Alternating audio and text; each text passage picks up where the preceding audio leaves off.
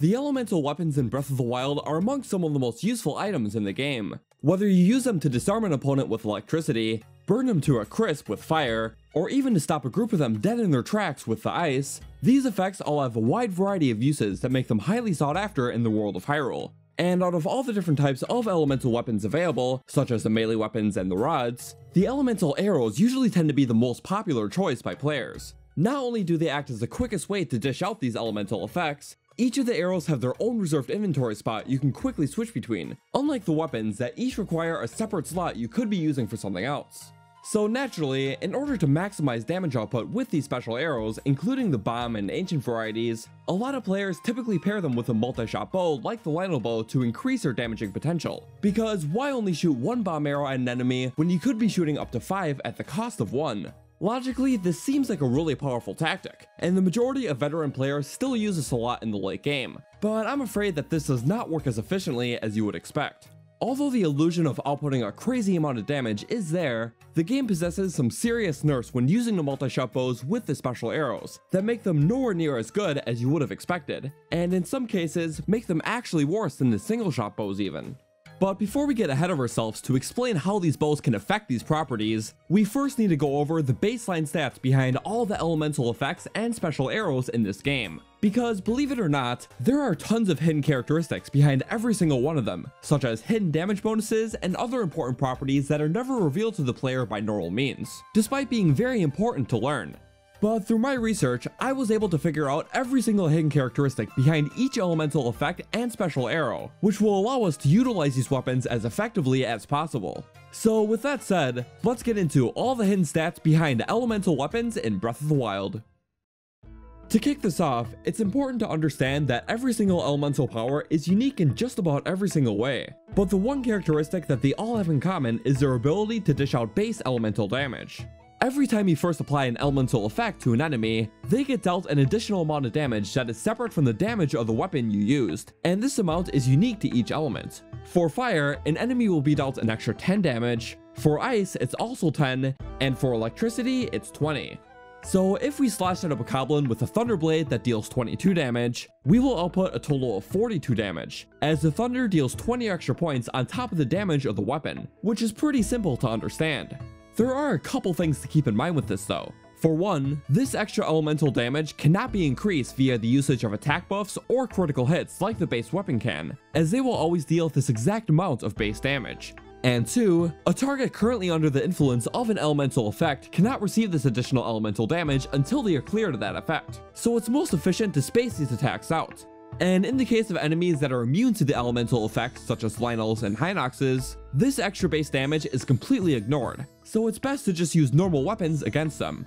So with all these base rules in mind, we can now go more into detail about the specifics of each element to figure out exactly how all of them truly work, starting with the fire. Now, as you guys have probably noticed, the fire element is commonly referred to as the weakest in the game, as it lacks the one characteristic that flame weapons in video games usually have, the ability to deal damage over time. Whenever you apply the fire effect to an enemy, it only deals out the 10 additional base damage and staggers them for a bit, and that's it. And as we explained earlier, you're not even allowed to deal additional fire damage to them while they are still on fire from the last hit, as you only get to deal the 10 bonus damage when an enemy first gets ignited, which makes direct applications of this weapon nearly pointless. However, if you use this effect to burn something in the environment, like a patch of tall grass that the enemy may be standing in, this environmental fire will be able to deal damage over time like you would expect, at a rate of 30 points a second, which is the most effective way to use this element in combat. Other than that, despite being the most visibly destructive, fire is easily the worst element in the game for combat, as most of its best uses come in the form of utility purposes, such as creating updrafts, melting large blocks of ice, and even one-shotting ice elemental enemies. But speaking of ice, that is the next element we should probably discuss, which possesses a lot more combat prowess than its opposing colleague. So just like the fire, it deals out an additional 10 base damage when applied to an enemy, but doing so leaves them in a frozen state. This ice effect will last for quite a while, but if you choose to shatter them out with a weapon, your blow will deal triple the amount of damage, which can lead to some crazy attack combos. What's even nicer is that the triple modifier can even stack with damage buffs such as the attack buff or ancient proficiency to increase damage output even further, but unfortunately does not stack with any of the critical buffs such as breaking a weapon or pulling off a headshot, as the shatter multiplier will completely override those buffs. So to put this all in an example, if we shot a frozen enemy with a falcon bow, which has a base damage output of 20, this amount will be tripled to deal 60 damage. And with the level 3 attack buff, which increases attack by 50%, the 60 damage will be buffed all the way to 90. In this scenario, it doesn't matter if the shots are body or headshots, as the triple damage effect you receive from the ice shattering will always cancel out the critical modifiers, which is very important to keep in mind.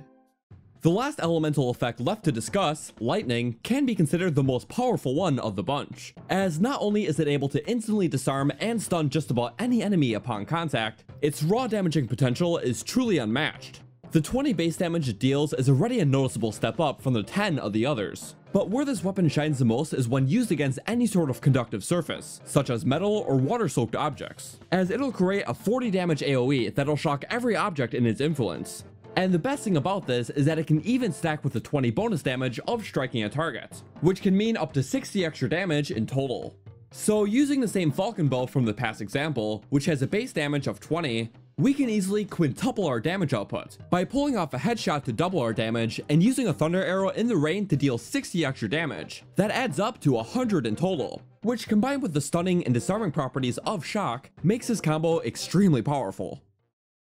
So now that we have a greater understanding of the three elementals in this game, we can now begin to answer the highlight question of this video. How do multi-shot bows affect these elemental stats? Given what most people know about the powerful damaging properties of ice and electricity, it makes sense for them to pair these types of arrows with a strong multi-shot bow, like a 5-shot Lino bow to stretch their effects even further. But the problem is, just by using the information we already went over in this video, we can already prove that this combo is not nearly as effective as you would have originally thought. For an example, let's take a 5-shot Lino bow, which deals 32 damage per arrow for a total of 160. If we were to pair this with a fire arrow, you're only dealing 10 extra damage per volley, because the first arrow sets them on fire, so the rest cannot dish out that base damage again. Similar situation with shock, because the first arrow only deals 20 extra damage on top of the 160, while the rest act normally. Now, assuming you're already using these multi-shot bows in the late game, it's very likely that you're already trying to increase the damage output of your arrows by pulling off headshots, and possibly even pairing this with a level 3 attack buff to increase your base damage from 160 all the way to a maximum of 480. So the question becomes, is it really worth wasting an elemental arrow to deal such an inefficient amount of extra damage, when you could be using a much cheaper arrow to do basically the same job? The answer, in most cases, not really. And this is just the tip of the iceberg when it comes to the problems with the multi-shot combo, as the next type of arrow, the ice arrows, are even more disappointing. Theoretically, these ones should work more efficiently, because on paper, each arrow should be responsible for freezing or unfreezing a target in rapid succession, going by the rules that we mentioned earlier. But the thing about multi-shot bows is that they sometimes have their own set of rules that change the way that these effects are distributed. And in the case of ice, only the first 2 arrows against a single target are allowed to dish out the elemental damage, while the rest are duds, which severely limits its maximum damaging potential. Same applies with things like fire arrows against ice blocks, as regardless of how many arrows are in your volley, only 2 of them count towards the melting progress, while the rest do nothing. However, the only slight exception to this rule has to deal with the shock arrows, as each arrow in a volley is still capable of producing an AoE effect when striking a conductive surface.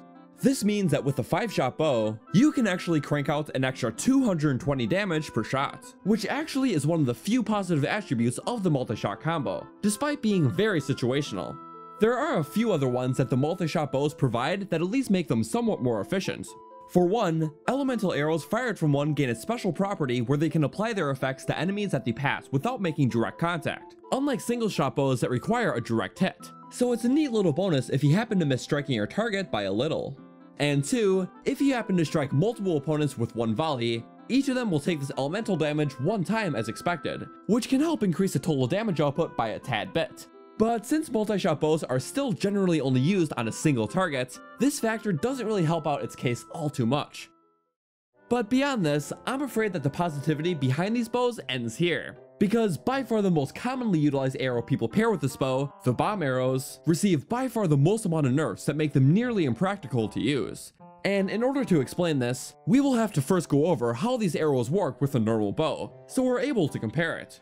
So as expected, bomb arrows deal a giant damaging blast on top of the base damage of the arrow it's tied to. This blast deals out a total of 50 extra damage to anything within its radius, regardless of how far or close they are from the center. But what most people do not know is that bombs have a second hidden damaging factor that I like to call burning damage, which takes the form of a mini explosion that happens within the main one. This second explosion can deal anywhere from 0 to 15 extra points of damage, relative to how far or close an enemy is to the center, meaning that generally, a target that gets directly hit with the bomb arrow will receive a maximum of 65 extra damage, with a slight potential of it doing less given the randomness of the mini burning explosion.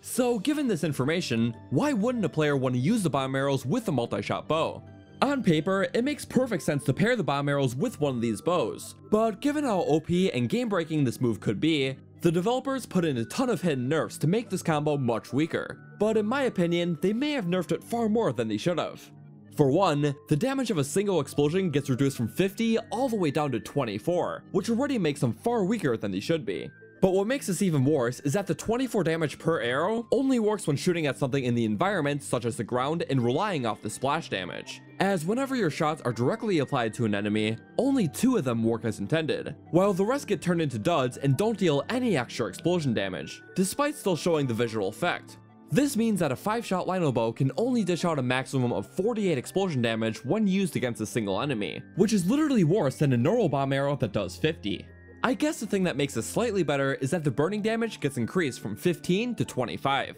which is divided amongst the arrows in a volley, but even then, it's not a practical enough buff to make this combo effective. Because of this, I'm personally not a fan of the way the game handles multi-shot bomb nerfs, as these alterations are greatly misconceiving to what's shown off on the visual end. I think it's fine that they nerf the damage of each explosion to prevent them from being too OP,